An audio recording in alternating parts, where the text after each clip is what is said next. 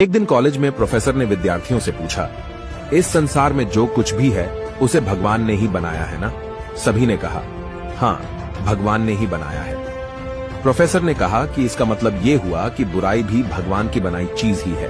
तो एक विद्यार्थी उठ खड़ा हुआ और उसने कहा कि इतनी जल्दी इस निष्कर्ष पर मत पहुंचिए सर। प्रोफेसर ने कहा, क्यों? अभी तो सबने कहा है कि सब कुछ भगवान का ही बनाया हुआ है, फिर तुम ऐसा क्यों कह रहे हो?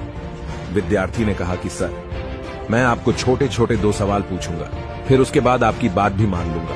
प्रोफेसर ने कहा, पूछो। विद्यार्थी ने पूछा, सर, क्या दुनिया में ठंड का कोई वजूद है? प्रोफेसर ने कहा, बिल्कुल है, हम ठंड को महसूस करते हैं। विद्यार्थी ने कहा, नहीं सर, ठंड कुछ है ही नहीं, ये असल में गर्मी की अनुपस्थिति का एहसास भर है। जहां गर्मी नहीं होती है वहां हम ठंड को महसूस करते हैं। प्रोफेसर चुप रहे। विद्यार्थी ने फिर पूछा, सर, क्या अंधेरे का कोई अस्तित्व है? प्रोफेसर ने कहा, बिल्कुल है, रात को अंधेरा होता है। विद्यार्थी ने कहा, नहीं सर, अंधेरा कुछ होता ही नहीं, ये तो जहां रोशनी नहीं होती वहां अंधेरा होता है। विद्यार्थी ने फिर कहा, सर, आप हमें सिर्फ प्रकाश और ताप ही पढ़ाते हैं और आप हमें कभी अंधेरा और ठंड नहीं पढ़ाते। फिजिक्स में ऐसा कोई विषय ही नहीं है सर।